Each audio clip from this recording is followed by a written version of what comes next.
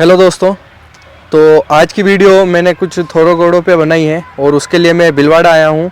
तो उस पर अपन बात करते हैं और मैं आपको मिलवाता हूँ शांतनु जी से, जिसको आपने पहले भी मेरी वीडियोस में देखा होगा। और आज वापस में बात करते हैं। नमस्ते शांतनु जी, कैसे हैं आप? बढ़िया। अभी जो ये फार्म है ये किस जगह है, इसके बारे में थोड़ा बताएं सर। भिलवाड़ा से कोटा रोड पे जाते हैं तो वहाँ पे एक अगरपुरा गांव आता है। भिलवाड़ा से 8 किलोमीटर दूर पड़ता है। 8 किलोमीटर दूर पड़ता है। मेन रोड तो कोटा रोड जाती है। अच्छा जी, उसी पे। तो अभी यहाँ पे टोटल कितने हॉर्सेज हैं? अभी 12 है और एक बच्चा है। अच्छा, 12 हॉर्सेज है और एक बच्चा है। तो ज़्यादातर यहाँ पे थोरो ब्रीड ही है या फिर कोई दूसरी ब्रीड भी है? बाकी तो 11 थोरो है और एक मारवाड़ी है। अच्छा, 11 थोरो और एक मारवाड़ी। जी ठीक, मतलब एक मारवाड़ी या दो? आप जो बता रहे हैं उसके एक बच्चा हो गया और अच्छा। एक माँ हो गई और अच्छा। बाकी उसके अलावा 11 थोरो है। अच्छा जी जी जी। तो अभी जो ये फार्म है ये आप किस पर्पज से रन कर रहे हैं? ये बेसिक राइडिंग और जंपिंग एंड पोलो की बेसिक ट्रेनिंग के पर्पज है। अच्छा जी, मतलब आप यहाँ पे राइडिंग स्कूल चलाते हैं? जी, राइडिंग स्कूल है। तो अभी राइडिंग स्कूल में आपने कितने बच्चे यहाँ पे ट्रेन कर लिए हैं? अभी 2 मंथ्स हुए हैं ओपन करे हुए और मेरे पास 6 to 8 तक रेंज में आ रहे हैं। 6 to 8 तक रेंज में आ रहे हैं। जी जी। तो अपन यहाँ बेसिक में क्या क्या सिखाते हैं बच्चों को? Walk, trot, canter. अच्छा, वॉक, ट्रॉट और कैंटर। और बेसिक पोलो का बॉल एंड स्टिक और जंपिंग का 70 सेंटीमीटर्स के जंप्स। अच्छा जी, तो जैसे आप इनके राइडिंग में जो ज़्यादातर थोरो घोड़े यूज़ क्यों करते हैं? मारवाड़ी भी तो यूज़ कर सकते हैं। जी, मारवाड़ी भी करते हैं पर इनको आगे परस्यू गेम में मारवाड़ी नहीं चला सकते हैं। अच्छा। हम गेम में थोरो लेके जाते हैं। अच्छा, ज़्यादातर गेम में थोरो यूज़ करते हैं इसलिए। ज़्यादातर थोरो यूज़ कर रहे हैं। अच्छा जी, तो अभी आप बेसिक इनकी राइडिंग के क्या फी ले रहे हैं? 8,000 per month. 6,000 per month? 8,000 per month. 8,000 जी जी। ओके। और इसमें आप जो बेसिक राइडिंग सिखाते हैं इसमें आप कितने मंथ में सिखा देते हैं बेसिक राइडिंग? 1 मंथ 15 डेज में कंप्लीट हो जाता है। अच्छा जी, जी 1 मंथ 15 डेज और फिर 2 मंथ तक हम मैक्सिमम बताते हैं कि 2 मंथ्स में आपको प्रॉपर कैंटर तक आ जाएगा राइडिंग। अच्छा, 2 मंथ में कंप्लीट हो जाएगा। जी, 2 मंथ्स। और जैसे अब ये जैसे बच्चे गेम खेलते हैं इसमें आप नेशनल अगर गेम खिलवाते हैं तो इसमें क्या क्वालिफाई और क्या एज क्राइटेरिया रहता है इसमें? आपको आरएल क्लियर करने पड़ते हैं। ओके। बच्चों को आरएल होते हैं, जयपुर में होता है, अब दिल्ली में होता है, बेंगलोर, इधर आरएल रहते हैं। ओके। तो वो आपको 2 आरएल क्लियर करते हैं फिर आप नेक्स्ट वहाँ के एलिजिबल हो जाते हैं नेशनल के लिए। नेशनल के लिए एलिजिबल हो जाते हैं। तो इसमें जैसे कोई अगर राइडिंग करना चाहता है, छोटा बच्चा बच्ची, तो उसकी मिनिमम एज कितनी होनी चाहिए कि वो राइडिंग कर सकता है? मिनिमम एज मेरे पास 7 ईयर्स से आ रहे हैं। अच्छा, 7 ईयर्स से आ रहे हैं? जी, 7 to 8 ईयर्स। अच्छा, 7 से 8 ईयर्स के बच्चे। और जूनियर के नेशनल जो बच्चे अगर खेलने चाहते हैं तो उनके लिए क्या एज होती है? जूनियर नेशनल यंग राइडर तक रहता है 21 तक। तक। फिर उसमें आप जूनियर नेशनल में प्रीलियम आ जाता है। वो आप कोई सी भी एज वाले कैटेगरी में आप compete कर सकते हो। Prelim show jumping. अच्छा, मिनिमम एज क्या होती है कि वो कोई सा भी गेम में पार्टिसिपेट कर सकता है, ऐसा पूछो? कैटेगरी वाइज है। 10 ईयर्स से नीचे चिल्ड्रन थर्ड रहता है। ओके। फिर उसके बाद चिल्ड्रन सेकंड, फर्स्ट, जूनियर और फिर यंग राइडर और फिर नॉविस में आ जाते हैं। ओके। अगर एज वाइज देखें तो 10 ईयर या 12 ईयर या कौन सी एज से ये खेलना चालू हो जाते हैं?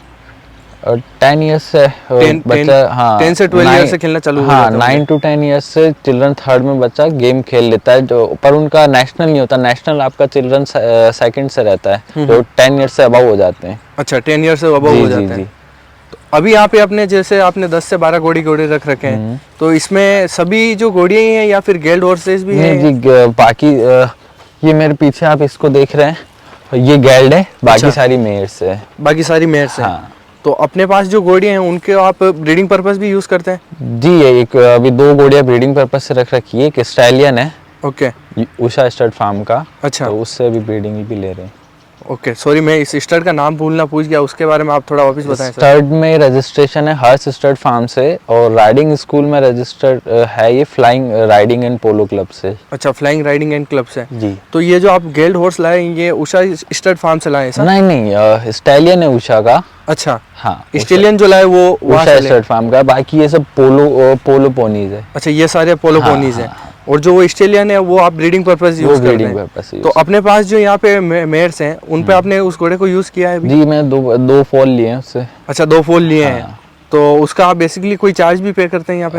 जी, चार्ज है। कितना चार्ज है उसका? अभी उसका नॉमिनल 15 to 20,000 रख रखा है। अच्छा जी। तो उससे अभी तक कितनी घोड़ियाँ कवर हो चुकी है? तो अभी हमने बाहर का तो एक हमारे फ्रेंड है उन्हीं की करवाई है। अच्छा। बाकी बाहर देते नहीं है। अच्छा, बाकी बांध देते बाकी नहीं। पर्सनल फार्म हमारे घोड़ियों के लिए ही ब्रीडिंग अच्छा, अपनी घोड़ियों के लिए वो यूज़ करते हैं आप ज़्यादातर। हाँ। ओके, तो अभी जैसे सर मेरा एक और क्वेश्चन है सर कि लाइक इंडियन हॉर्सेस में अगर बोलें तो इनमें जैसे मारवाड़ी, काठियावाड़ी या फिर सिंधी ब्रीड, ये सारी तरह की ब्रीड आ गई। अगर मेरे को इन घोड़ों का थोड़ा कॉन्सेप्ट नहीं पता है, जैसे मैं इन खुले कान वाले घोड़ों को ऐसे थोरो ब्रीड वाले बोलता हूँ, बोलते हैं। तो इसमें क्या अलग अलग तरीके के ब्रीड कैरेक्टर होते हैं, उसके बारे में थोड़ा बताएं सर। अभी जैसे आप चौड़े कान में देख रहे हैं तो ये थोरो हॉर्सेज है। ठीक है। थोरो में आप बॉडी स्ट्रक्चर से हम डिफाइन कर देते हैं कि गेम पर्पस में कौन सा घोड़ा किस गेम में जाएगा। ओके। उसको जब स्कूलिंग देते हैं ट्रेनिंग के लिए तब उनको डिफाइन करते हैं कि आपका ये जैसे पोलो, इसका जो बनावट है शरीर की, जो इसका डिजाइन है, ये पोलो में सक्सेस होगा, इवेंटिंग में होगा या जंपिंग में होगा और ड्रेसाज में होगा। ओके। तो ब्रीड एक ही रहती है और हम उसको अलग अलग कर देते हैं। एक जर्मन ब्रीड और आती है वॉमलेट करके। ओके।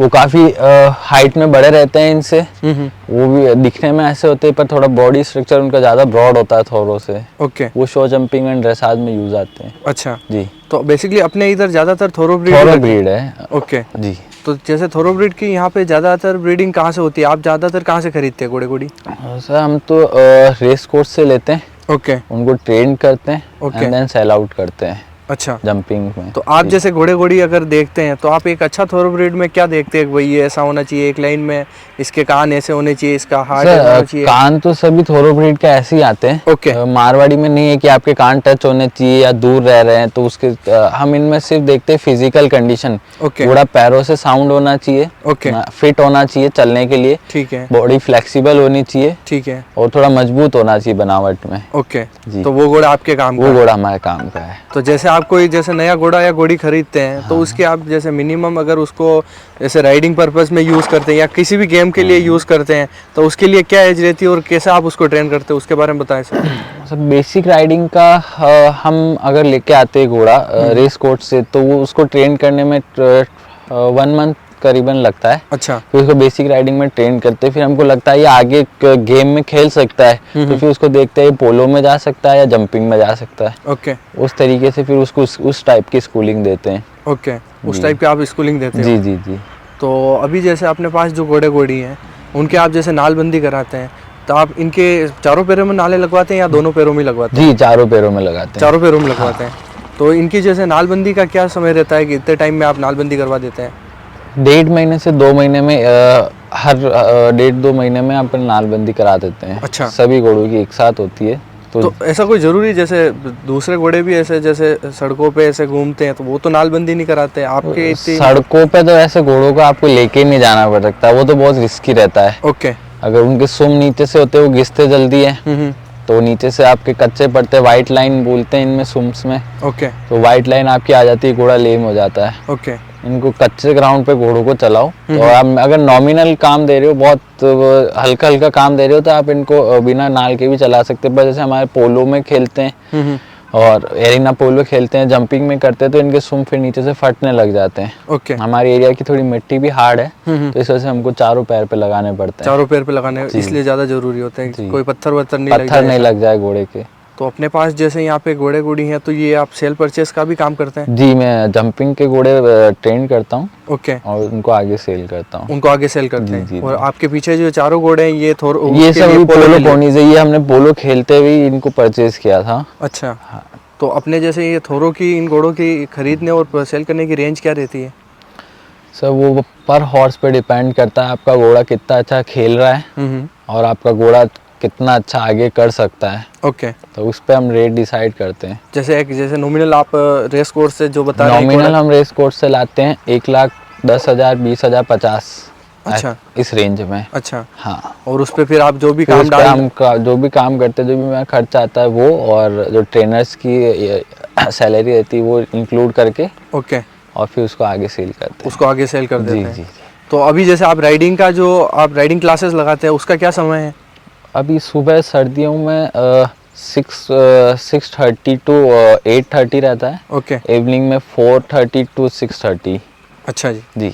तो सर एक बार आप आपके कॉन्टेक्ट नंबर शेयर करेंगे ताकि आपको बिलवाड़ा में या फिर कहीं से भी किसी को कॉन्टेक्ट करना हो थोरो ब्रीड के बारे में या राइडिंग के बारे में, आपके कॉन्टेक्ट नंबर बोले सर प्लीज़। 6350 6350 3454 3454 11। 11 जी। ओके शांतनु जी, आपने आपका कीमती समय दिया, थैंक यू सर।